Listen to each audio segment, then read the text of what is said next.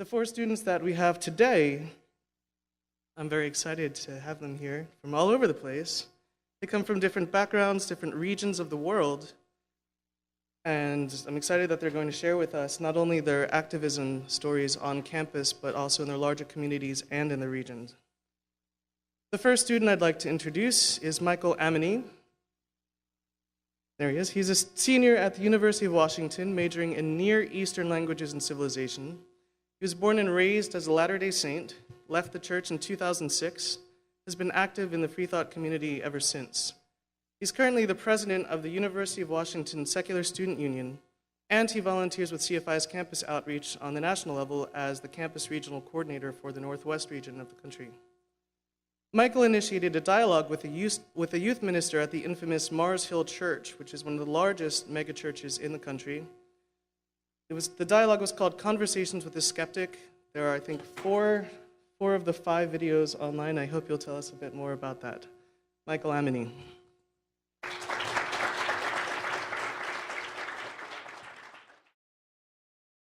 Hello, ladies and gentlemen. I'm Michael Amini, and I am a skeptic. Hi, Michael. I doubt that. As Debbie said, I'm president of the Secular Student Union at the University of Washington, and being in Seattle has a variety of unique challenges. We're on one of the most liberal campuses in one of the most liberal cities in the United States. It's been often joked about that the University of Washington campus is the most atheistic pocket in the entire country, which is wonderful for some things and not so wonderful in other ways, and I'll go into more detail on that in a bit. The first thing I'd like to talk about is our first project. Oh, there I am. Very nice. This is our blog. This is our website. And the lesson that we learned from this is that in order to be the most effective, we need to change our tools. Much like Barack Obama did with his grassroots campaign in November, where he would reach out and have people feeding back. In the past, everything that has been activist has been a top-down movement. You publish a magazine, you publish a newsletter, it goes out to people, they send back money. Nowadays, we need to get a back-and-forth interaction between the people that are in the movement and the people that are running it. And this is our way of doing that.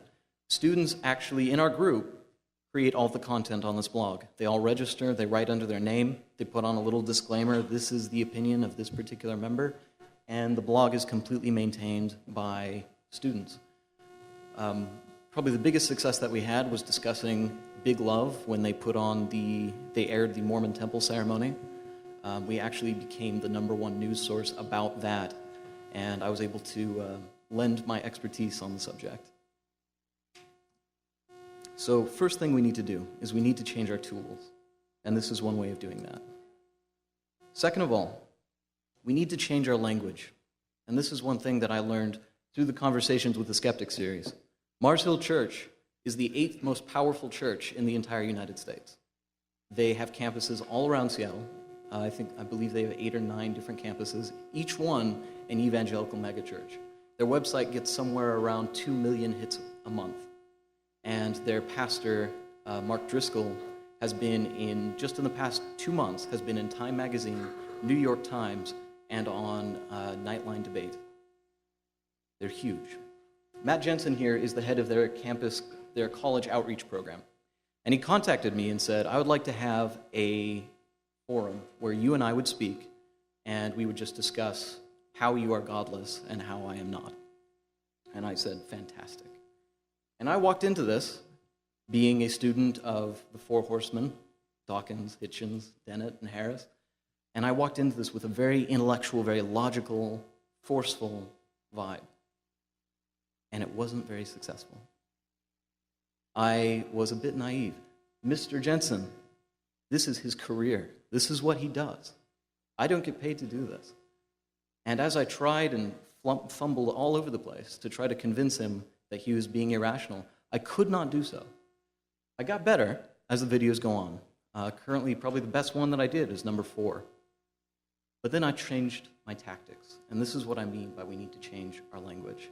We need to reclaim the moral high ground. We need to start speaking in an emotional, in a moral language, because this is what impassions people, and this is what changes their minds. Oops.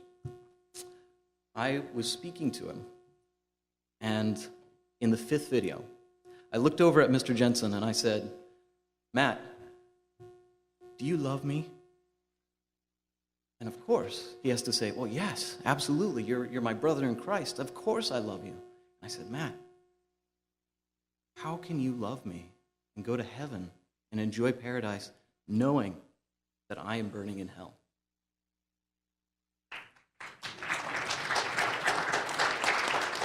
Folks, there is no response to that.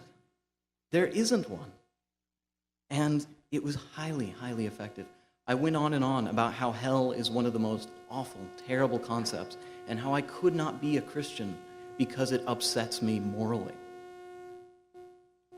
After about a month, we recorded this right before winter vacation. And I came back and I said, hey, Matt, when are we going to see number 5 up on the internet? And he sent me a message back and said, I'm sorry, but I don't think we'll be putting that one up. He said that he did not feel he answered my questions sufficiently. And folks, I will take that as a sign of success. And so I would exhort you, change your tools and change your language. No one is a better advocate for humanity than a humanist. And we can take that and we can run with it and we can change people's hearts and change people's minds. The next event this one actually got national media attention. We were on Bill O'Reilly. Well, at least the event was on Bill O'Reilly. I would also count that as a mark of success. Dan Barker came to Washington State, Dan Barker, president of the Freedom from Religion Foundation, and he put up a plaque on the Capitol building saying, in this time of celebration, reasons, greetings for everybody. I don't know the words exactly, I'm paraphrasing. But one key phrase that he said was, religion is but a myth that hardens hearts and enslaves minds. And a lot of atheists were standing back and applauding and saying, oh, terrific, this is fantastic. And it's very, very appealing to do so. Here we are in this country, surrounded by Christians, and it's wonderful to be this minority and say, here's somebody that is speaking for us. Finally, we have some representation. Politely, I disagree. I disagreed with the sign. I disagreed with the message. And I stated as such, what did I say here? Right now, the atheists are the least trusted minority in the United States. We need to spend our time and money showing that atheists are decent people, rational and sane with legitimate worldviews, and this doesn't send that message. What this does is it was intended to be inflammatory, and that's not going to change anybody's minds. Nobody's going to look at that sign and say, oh, obviously, I was completely wrong. You're right. As much as I agree with the sentiment, I was there. I had my mind enslaved, and I had my heart hardened. As much as I agree, it is not the most effective tactic. And as such, I think that we need to change our focus. We need to not be focusing on putting out signs out there, be fighting for our cause to say, here we are, we're loud and noisy, and we exist. That's great for the short term. But in the long term, what we need to be focusing on is breaking those stereotypes, breaking down those barriers, and saying, we are decent, moral people who respect one another, and as we respect Christians, we hope that they respect us. This was interesting. This is on the Stop the ACLU site, which I'm sure they'd be dismayed to find out that I am a card-carrying member. They quoted me saying, not all atheists are leftist haters. And then they quoted my little blurb in the Chicago Tribune.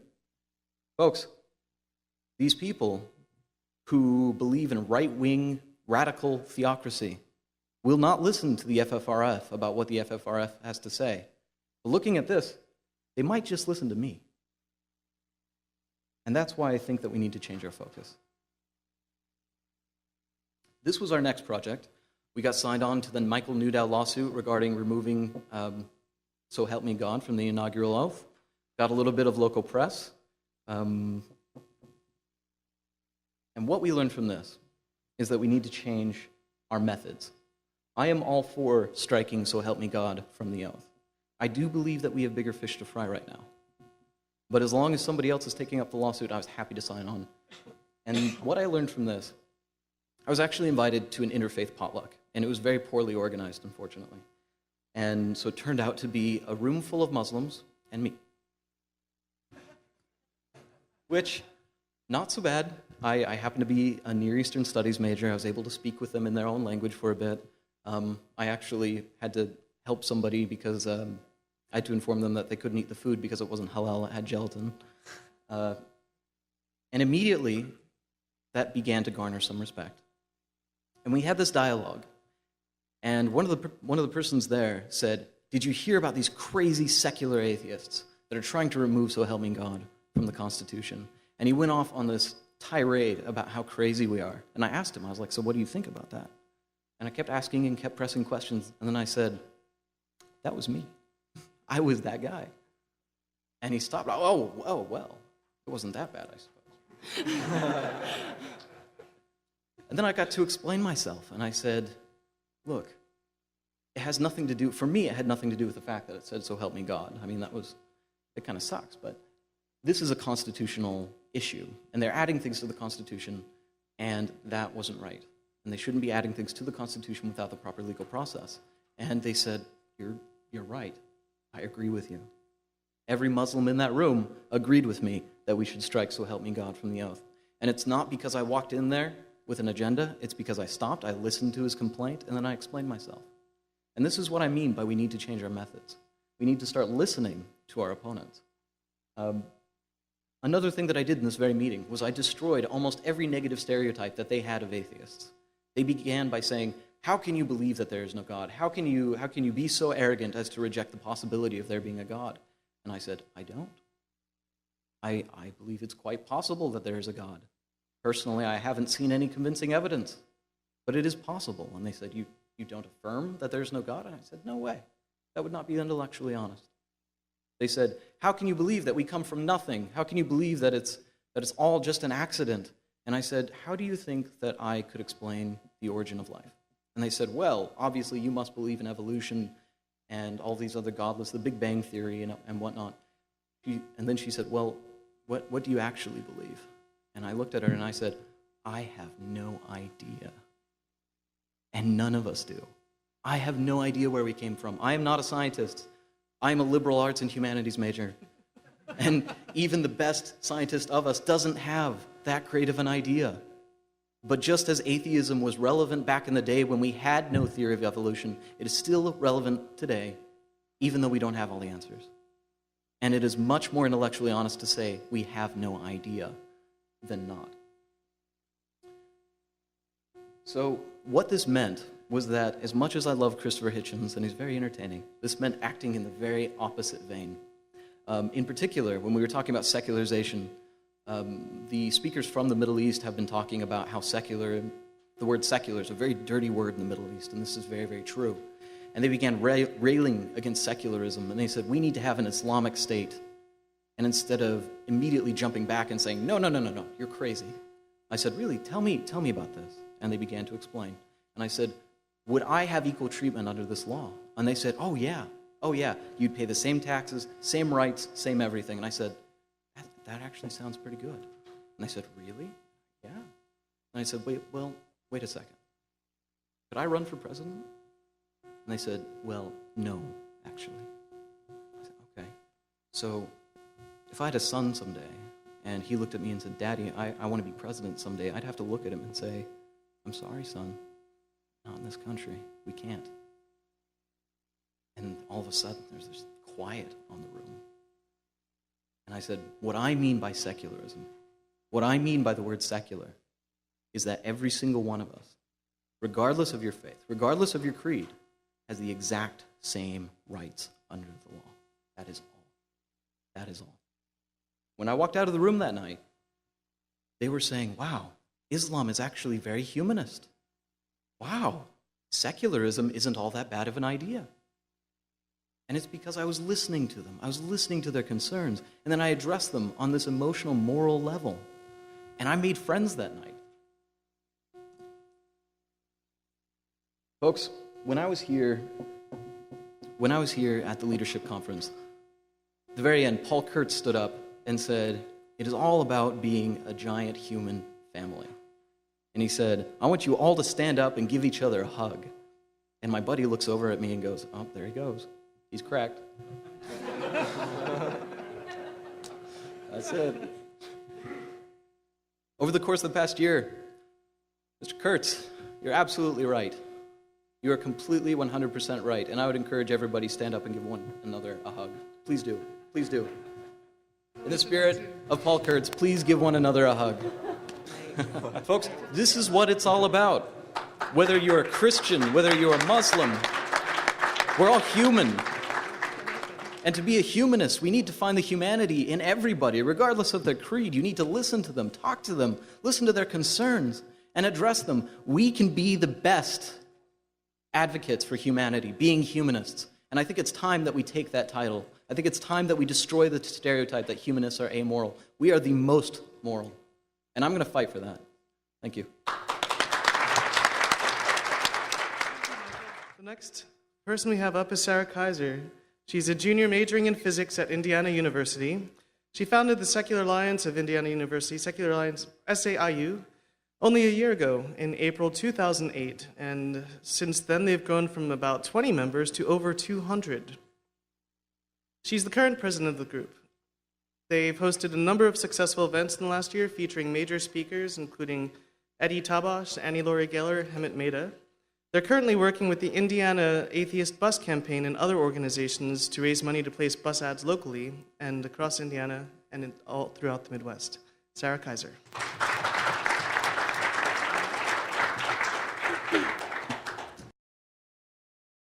Hi, my name is Sarah Kaiser. Like Debbie said, I'm the president of the Secular Alliance of Indiana University. And first I'm going to tell you a little bit about where we're from. This is Bloomington, Indiana. That's a map of Indiana.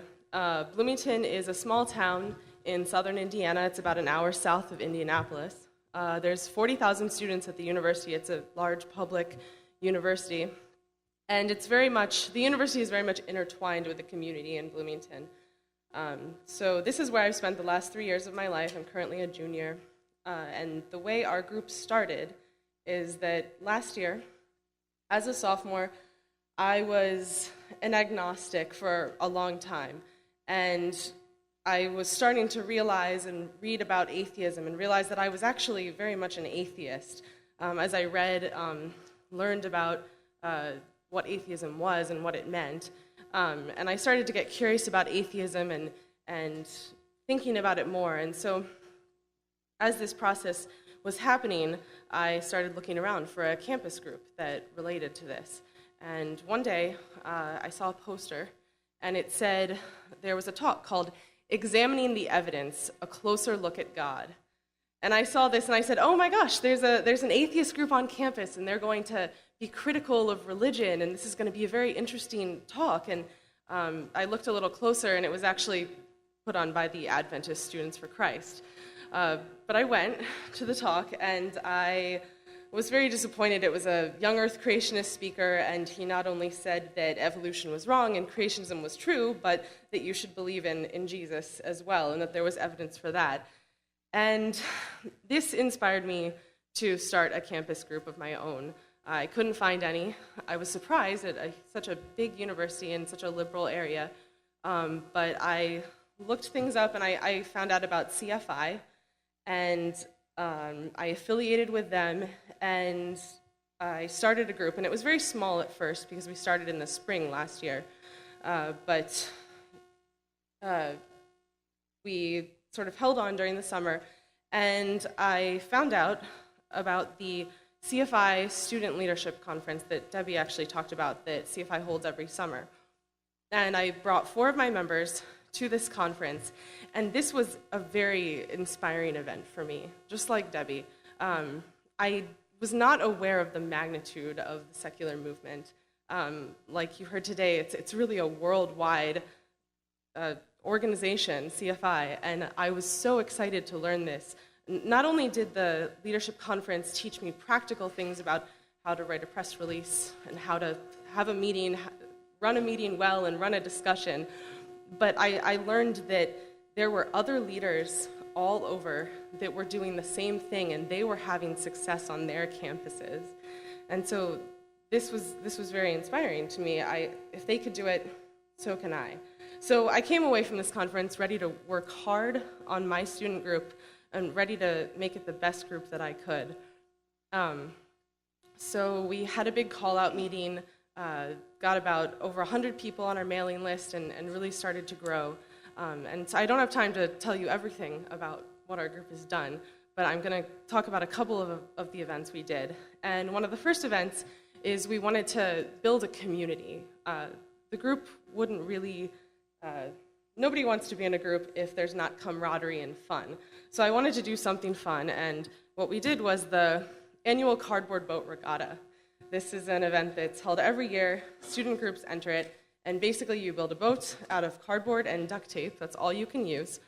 Everyone makes a different boat, and they race it down the IU outdoor pool. And so this is one of the boats. This is not ours, but as you can see, it's made out of cardboard and duct tape. But what else would a group that's promoting science and reason make for their ship than the HMS Beagle? So that's what we did. And who else to captain the Beagle but Charles Darwin? Oh, his head is cut off, but that's that's Charles Darwin on the left. He says it on his shirt, and he has a big beard. That's our group members, Aaron and Cassie, and they rowed in our boat. We entered this contest, and we didn't win the race, unfortunately, but we had a great time, and this was a really good community team-building event for our group. This is actually the winning boat, the USS Time Cube. This was built by the Physics Club. So they did, unfortunately, beat us, but we always have next year. So another thing that this really did for our group was it helped gain recognition for us on campus, and that's definitely valuable. The more people that recognize us, the more we can really make a difference. The next event that I'm going to talk about, oh, that's another picture. The next event that we did was a bunch of my members told me about the Creation Museum, which is in Petersburg, Kentucky. You might have heard Lawrence Krauss talk about it last night.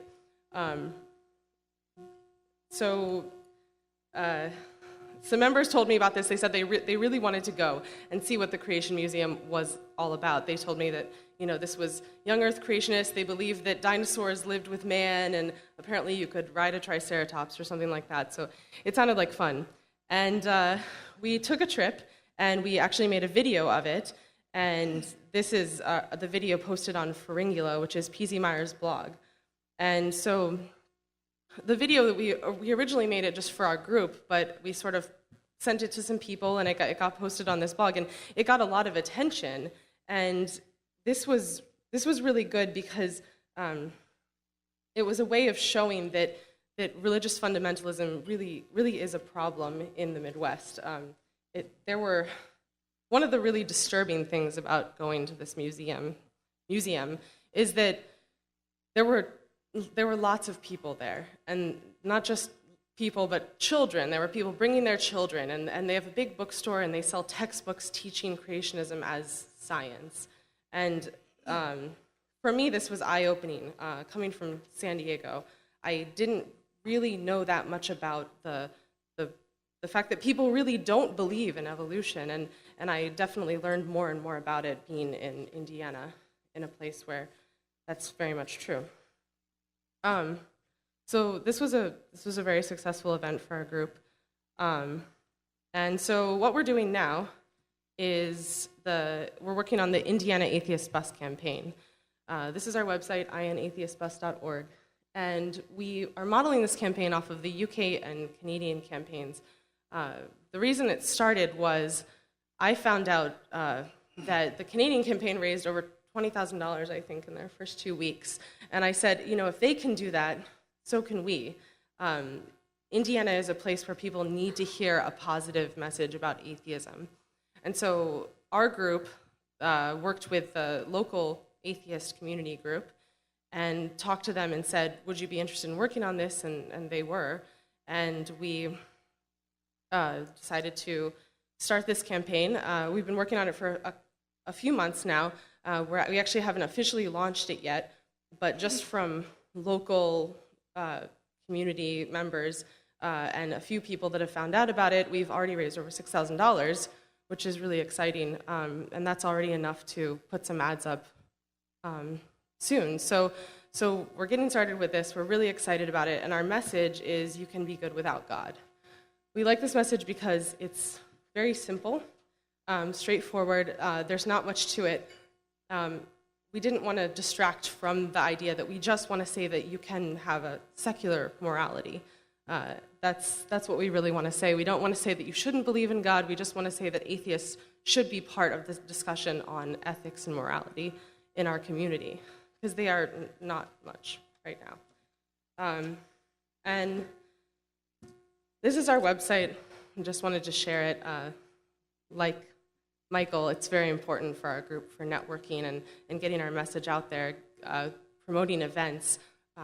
We have a forum that people can come and ask us questions and discuss atheism. And I just want to talk a little bit about the future of our group and the future of the student movement. I think that the students are a very valuable part of the secular movement in general. We're grassroots local activists, and we actually serve as communities where maybe CFI communities don't exist.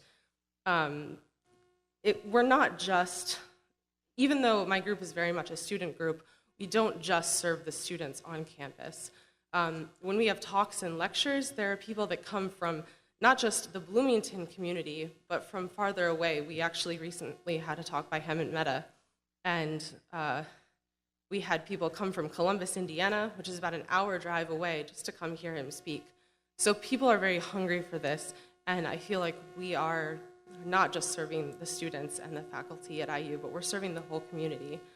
And it's really nice to know that there are many, many campus leaders. It's, of course, not just the four of us.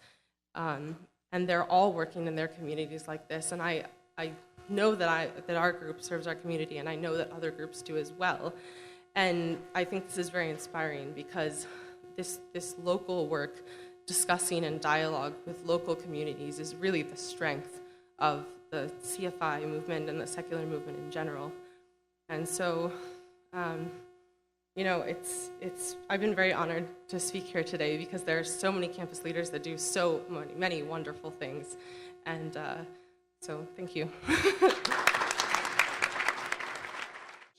And Jason, our next speaker, is from Melbourne, Australia. He's been correcting me all weekend. So Jason, he's majoring in political science at the University of Melbourne, Australia. He's the president of the Secular Society at the university, which is Australia's largest and most active campus Freethought group. He's also the producer of the official podcast of the Young Australian Skeptics, which is called The Pseudoscientists. It's been rising in popularity incredibly. He organized and was the head spokesperson for Youth Against World Youth Day, which was a protest against the Pope's state-funded visit to Australia. And, yeah, he'll be talking about that, I'm sure.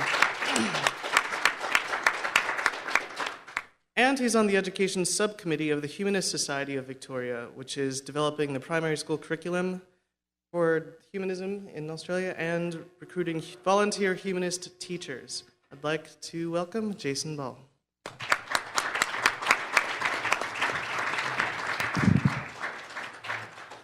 G'day, everyone.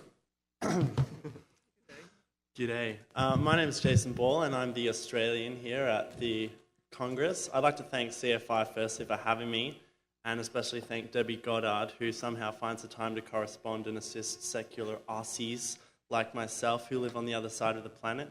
I'd also like to shout out a thank you to my sponsors, the Rationalist Society of Australia and the Humanist Society of Victoria. And they've actually sent me over here with a big box of Australian journals on humanism and rationalism, which I can give out to you guys for free. So they're out in the lobby on the tables, and I would love for you all to take one home, because not only are they really great, but I would like to have lighter bags for the flight home.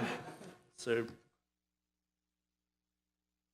my group, as you know, is the University of Melbourne Secular Society. We began in 2007 with about 40 members, and currently in 2009, we've grown to over 260 members.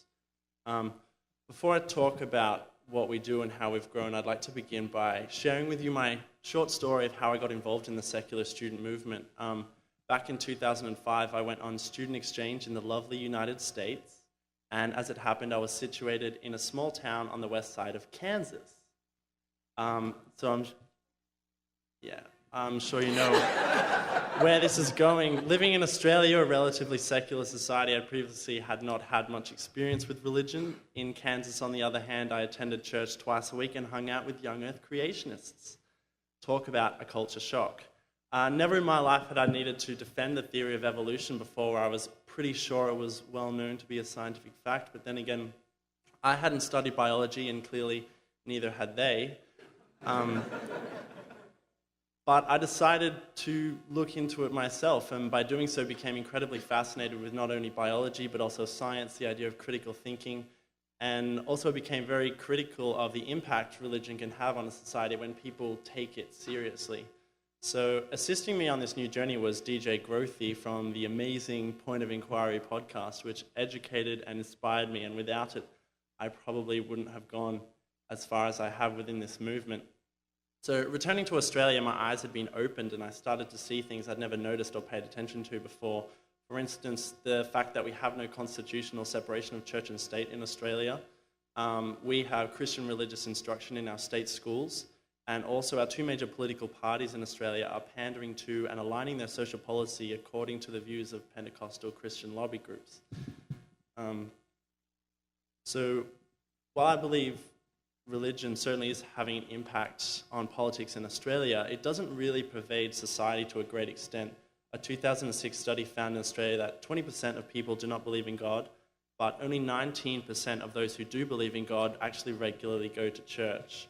And awesomely, if I can click, Generation Y, which is my generation, a massive 52% of people do not believe in God. On our campus at the University of Melbourne, the Christian Union are actually quite active, and they're in the face of a lot of students, and we exist as a way to balance that out, and we've had a lot of positive reactions to our group. One of the things we've done, the Christian Union, they chalk a lot of messages about their Bible study courses on campus. So one of the things that we started up was a Quotes of Reason campaign, and so I've got some examples here. You can't read it. Facts do not cease to exist because they are ignored. Reality is what it is, not what you want it to be. And actually, my vice president just emailed me this photo of a message that someone had tampered with only a couple of days ago. It did say, faith means not wanting to know what is true, which is by Nietzsche, and they changed it to faith means believing what is true. So, yeah. We have had joint events with the Christian Union. I felt it was really important to engage with them, not only to educate them, but also for our group to move away from making assumptions or generalizations about what they think, and instead have a chance to hear from them directly and therefore develop a greater understanding of where our difference of opinion lies and, in fact, where we have common ground. So this was one of the debates that we had this year. The topic, which we were delighted to have them agree to, was, is faith irrational? We invited two guest speakers. That's me and the president of the Christian Union. We emceed the event together. The Christian Union actually seemed delighted that someone else on campus actually cares about these issues and wanted to create a dialogue. I think they have as much trouble dealing with apathy in Australia as we do. So another thing that we've been involved with is the Humanist Society of Victoria, who have developed a curriculum of humanist ethics to be taught in public primary schools as an alternative to religious instruction, which is in most state schools as an opt-out system.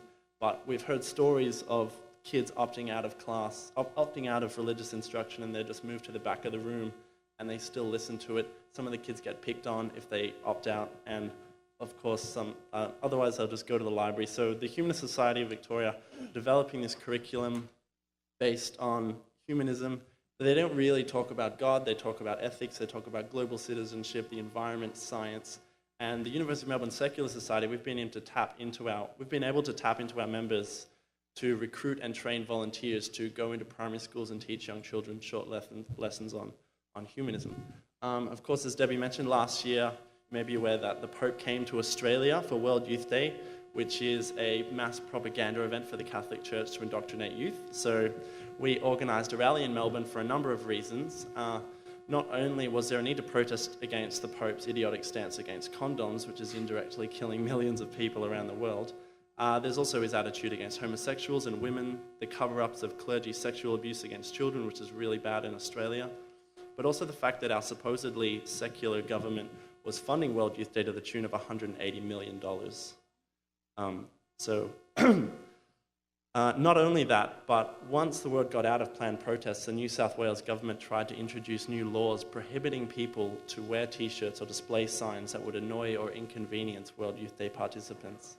With a fine of $5,500, which is, mind you, 5 times the amount of indecent exposure. This is one of the problems you have in a country without a Bill of Rights, which we don't have. I think a lot of people take freedom of speech and freedom of expression for granted in Australia, seeing that we don't have it constitutionally protected. And what we actually did is we took the government to court, and we won. So we were allowed to protest.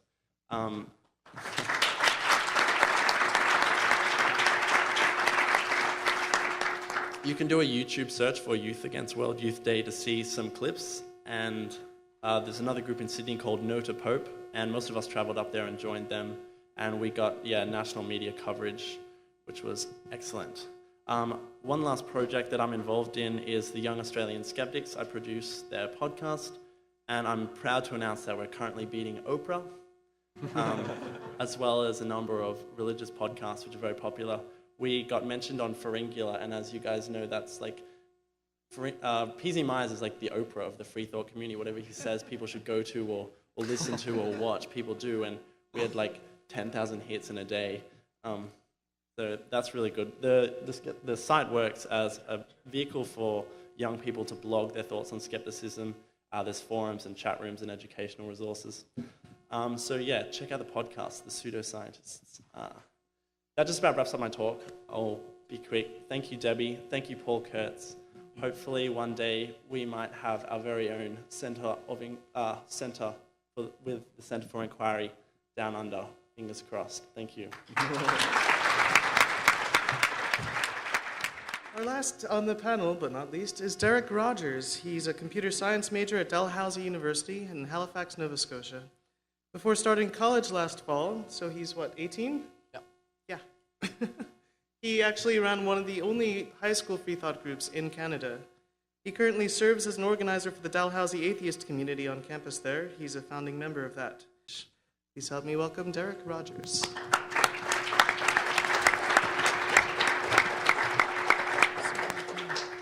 Thanks a lot. Okay. For those of you Americans who are unfamiliar with Canadian geography, this is where I'm from, that little peninsula called Nova Scotia on the east coast of Canada. I'm from Halifax, which is the capital of Nova Scotia. I want to speak a little bit about how I got started with campus freethought activism. As Debbie mentioned, I helped start the only student freethought groups in Canada. And it started when one of my friends invited me to a meeting of the Interschool Christian Fellowship at my high school. The youth pastor, I guess my reputation preceded me because he knew my name when I showed up, and he was very interested in starting a dialogue, so we ended up sparring almost every meeting. He actually was insistent that I keep coming back, and so I became quite familiar with his arguments, and so when he decided that he was going to give a 30-second proof of God in the school's auditorium without the permission of the school administration, I knew exactly what he was going to say. So he was giving the argument from design, and he using the exact same arguments that I refuted during the Christian Fellowship meetings. But I spoke to the administration and ended up countering his speech with a short one of my own. I prepared a speech, and that was what motivated me to start a freethought group in high school. It wasn't terribly successful. I only started in my senior year, so it existed for a few months, and it sadly fizzled out. But just a few months later, received an email from Justin Trottier, who you heard speak during the last session. He's the executive director of CFI Canada. He sent me an email to let me know that mine was the only high school freethought group that he knew of in the entire country, which floored me. He then invited me to the Student Leadership Conference last summer, which I have to say was one of the most incredible experiences. I'd been familiar with the work that CFI had done, and that CFI does, particularly their campus outreach, because of the Point of Inquiry podcast, like Jason mentioned. So CFI played an extremely important role in my getting interested in campus activism, and I have DJ Grothy to thank for that. Campus outreach, as I mentioned, is a huge part of what CFI does, and it's a hugely important part of what CFI does. I wasn't asked to say any of what I'm about to say, but I really think that it behooves me to say it. You have no idea how much events like the Student Leadership Conference mean to us as students. It's an amazing opportunity for us to meet like-minded students from across North America and hopefully around the world, and exchange useful tips for running successful groups. If it wasn't for CFI's campus outreach, I wouldn't be here, and I also wouldn't have been able to accomplish what I have so far. Everyone knows that nonprofits are suffering during tough financial times, and I can't stress how important it is that CFI be able to continue this kind of work. So they really need your support in order to do that. So I'm just going to talk a little bit about the campus group that I founded at Dalhousie University in Halifax. It's called the Dalhousie Atheist Community. I'm not the president of the group, but a few of my close friends began organizing it just before I came onto the scene. I started organizing the group before I even had my first class in university. So we hit the ground running in September. We've been quite successful. We have about 200 people registered on our mailing list right now, and about 30 or 40 people who regularly show up to events, which is awesome for our first year. These are just a few pictures from our meetings. This is one of our first meetings, a meet and greet that we did, very successful, and a barbecue as well. I can't do it without the help of the other organizers, though, and I feel it necessary to just mention a few of their names: Rachel Craig and Ashley George and Brandon Gillis, and especially my friend Katie Sanford, who's done a lot of work, especially with the off-campus group Skeptics and Secularists of Atlantic Canada. That's that in a minute. So one of the most most successful things that we've been able to accomplish this year was the amount of media attention we've got for the atheist bus campaign in Canada. So the Freethought Association of Canada started a website very similar to the one that Sarah Kaiser showed you, which is actually, I think yours is based off of ours. Yeah. So the Freethought Association of Canada, of course, modeled the bus campaign on the one that started on London buses by the comedian Ariane Shireen. And within the first week, we reached our fundraising goal for March. This was back in January. And to date, we've raised over $50,000 to run ads on 4 or 5 cities in Canada. The ads are already running in Toronto and Calgary. I just received word just the other day that they're running in Calgary now. But Halifax, the city where I'm from, is the first city outside of Vatican-dominated Italy to have the ads rejected. And this raised quite a fuss.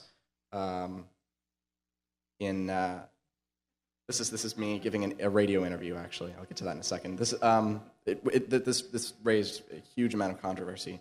And the media attention that we got was just insane. This is me giving an interview on a radio show. This is the first interview that I gave with Katie Kish from CFI Ontario. She was on the program as well, and this was a radio show that's syndicated in 3 provinces. And I think they get a listenership of 30,000 people, and it was really great. But it didn't end there. The phone calls didn't stop. This is me on national TV in Canada, and curious spelling of Freethought there. I told them it was all one word, but they wouldn't listen to me.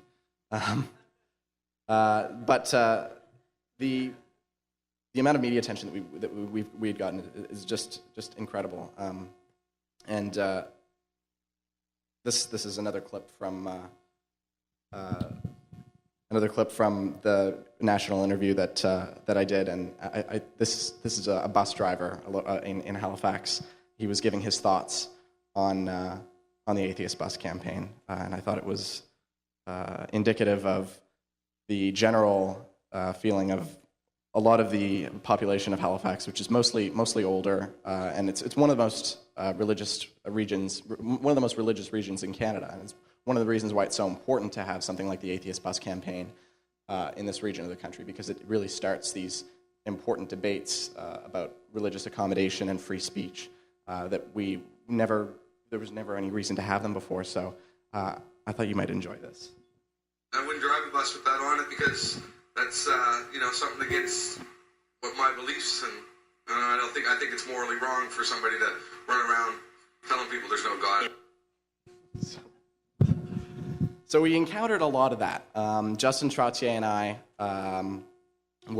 Justin actually came to Halifax to hold a press conference about the atheist bus campaign in front of City Hall. And this is Justin speaking with the media, all the microphones being shoved in his face. And this is him. I think this was the point at which he was making a reference. Justin was speaking earlier about the human rights commissions in Canada. And I think this was the point at which he was saying if the human rights commissions weren't so busy squelching the free speech of Canadian citizens, they might actually take up our case, a genuine case of atheist discrimination, which the reporters loved, and he was quoted on the front page of the newspaper the day after that. This is the article from the front page of the local newspaper, the Chronicle Herald. So you can see the amount of media that was present. These are members of our community groups, and a few campus members as well.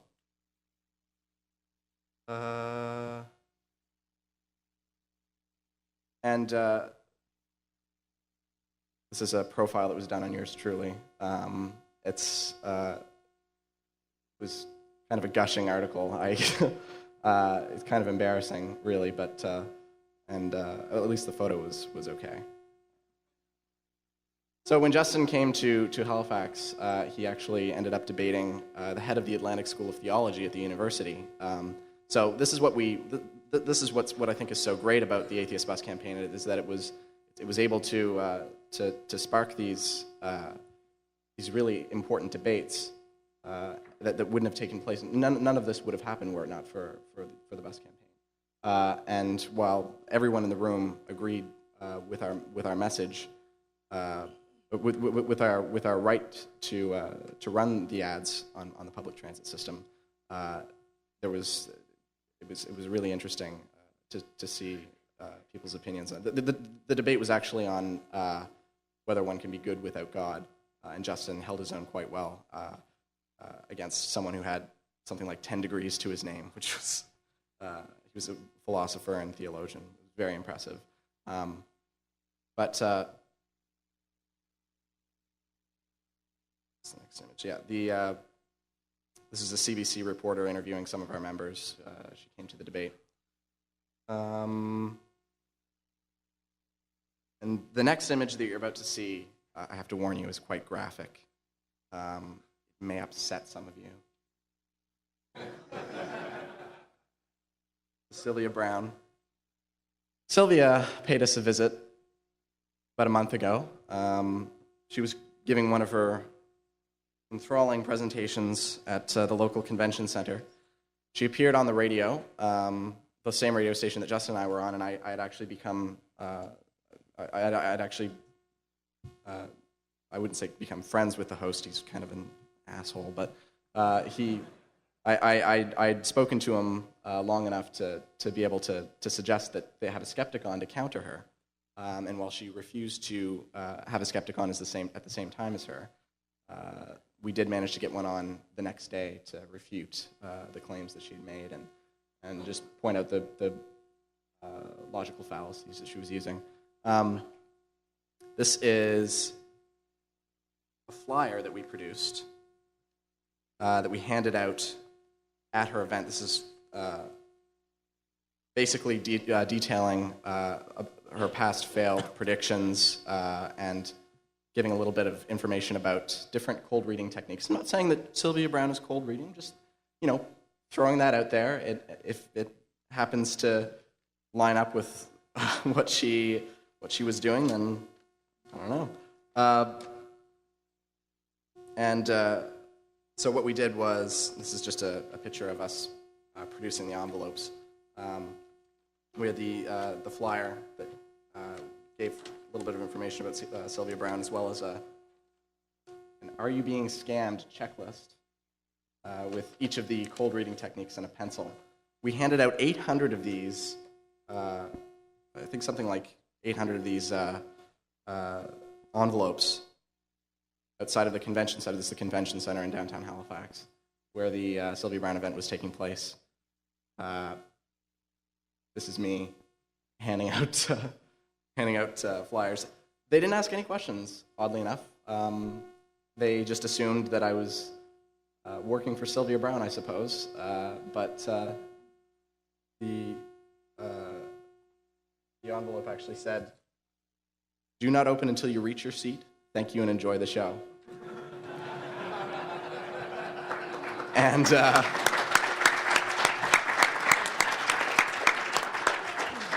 we had a plant on the inside of the show. He wrote a detailed report about what happened. And apparently several people after opening the envelopes got up and left, which was fantastic. And most of them were thrown out, not surprisingly, but we're glad to have at least a small impact.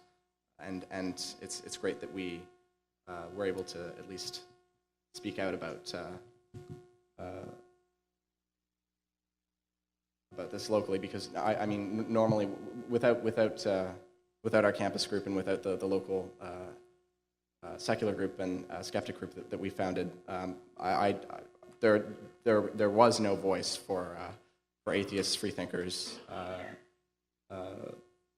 humanists, and skeptics in Atlantic Canada. So it's really empowered a lot of people, and I frequently